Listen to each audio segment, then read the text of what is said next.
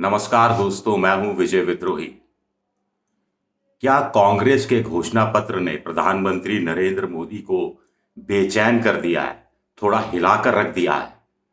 आज नरेंद्र मोदी भी राजस्थान में थे, कांग्रेस के मल्लिकार्जुन खड़गे, सोनिया गांधी, प्रियंका गांधी भी राजस्थान में थे। क्या कांग्रेस का घोषणा पत्र मुस्लिम लीग से प्रभावित है? क्या कांग्रेस का घोषणा पत्र कम्युनिस्टों से प्रभावित है? अगर है भी तो क्या फर्क पड़ता है, ये बात भी पर भी बात की जा सकती है। लेकिन प्रधानमंत्री ने कहा कि कांग्रेस का घोषणा पत्र झूठ का पुलिंदा है।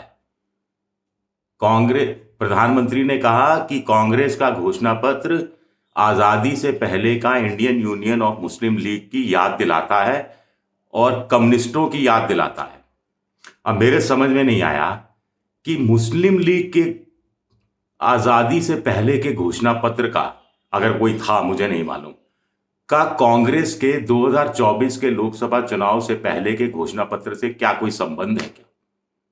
और झूठ का पुलिंदा, मोदी जी ने स्पष्ट नहीं किया कि कांग्रेस का घोषणा पत्र झूठ का पुलिंदा क्यों है।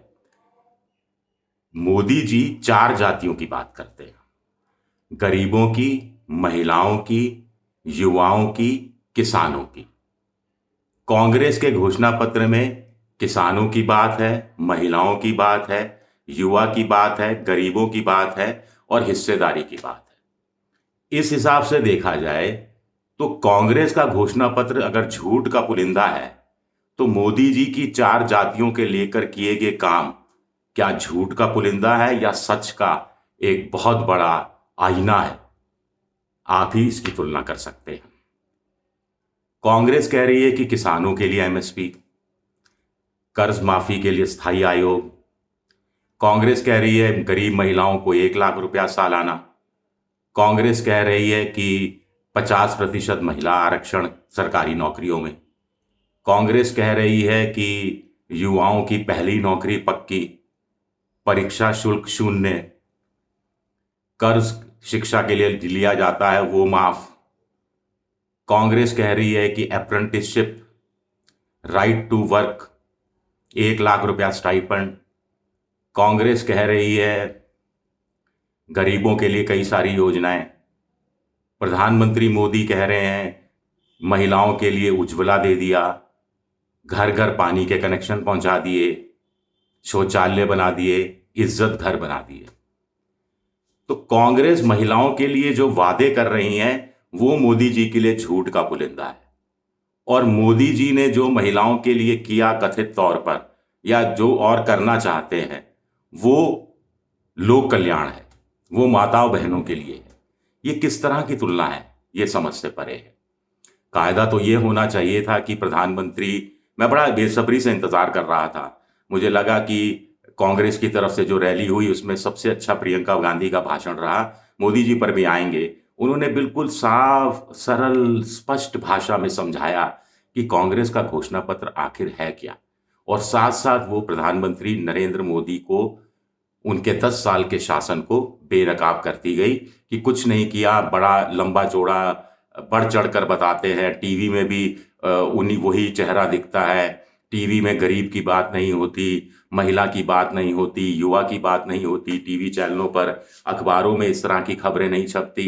टीवी पर ऐसे दिखाया जाता है जैसे भारत बहुत कुछ कर रहा है, चमकीला भारत हो गया है, सुनहरा भारत हो गया है, और भ्रष्टाचारियों को ले लिया बीजेपी ने, मोदी ने सारे भ्रष्टाचारियों को अपने में शामिल कर लिया और वहां जाकर वो वॉशिंग मशीन, ये तमाम बातें कही। मोदी जी क्या कह रहे हैं? कांग्रेस भ्रष्टाचारियों की पार्टी है, तो भ्रष्टाचारी वहां से लिए क्यों जा रहे हैं? आखिर भ्रष्टाचारियों से क्या प्रेम है? परिवारवादी पार्टी है, तो परिवारवाद क्या बीजेपी में बहुत सारे नेताओं में नहीं दिखाई दे रहा? ये जनता को डिसाइड करना है, ये हमें, मुझे कम से कम डिसाइड नहीं करना है। मैं तो आपको बताने की कोशिश कर रहा हूं। मुझे लगा कि ये तमाम आरोप प्रत्यारोप का दौर तो चुनाव में चलता है, चलता रहेगा, लेकिन शायद अब मुकाबला कांग्रेस के घोषणा पत्र का बीजेपी के नरेंद्र मोदी की गारंटी और बीजेपी के संकल्प पत्र के साथ होगा। लेकिन प्रधानमंत्री ने तो एक झटके में निरस्त कर दिया, खारिज कर दिया, झूठ का पुलिंदा बता दिया।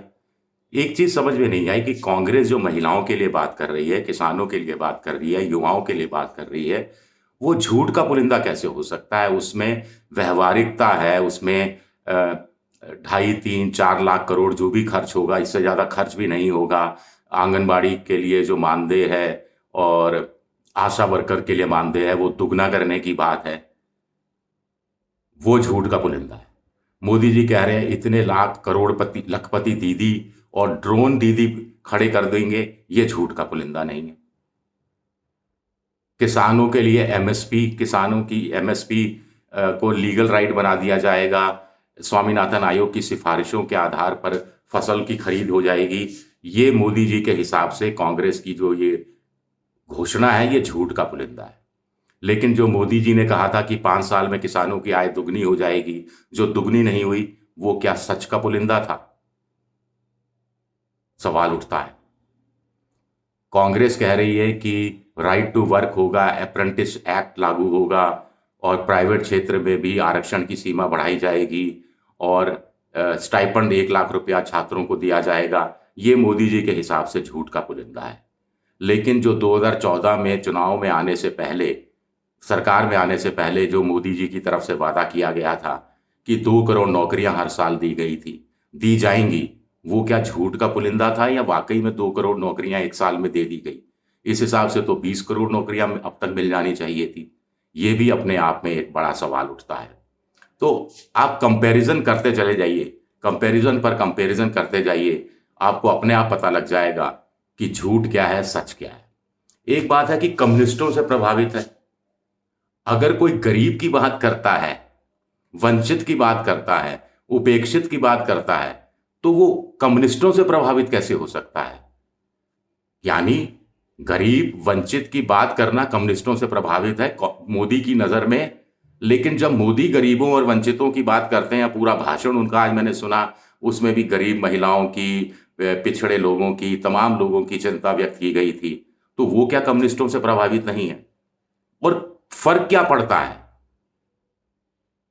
कम्युनिस्ट देश का भला करें, कांग्रेस देश का भला करें, बीजेपी देश का भला करें, अच्छी बात है। फिर अंत में फिर वही सवाल मेरा, मुझे अभी तक इसका जवाब नहीं मिला कि आजादी से पहले की मुस्लिम लीग के घोषणा पत्र से प्रभावित है कांग्रेस का 2024 का कांग्रेस का घोषणा पत्र। इसमें क्या कोई तुक है क्या?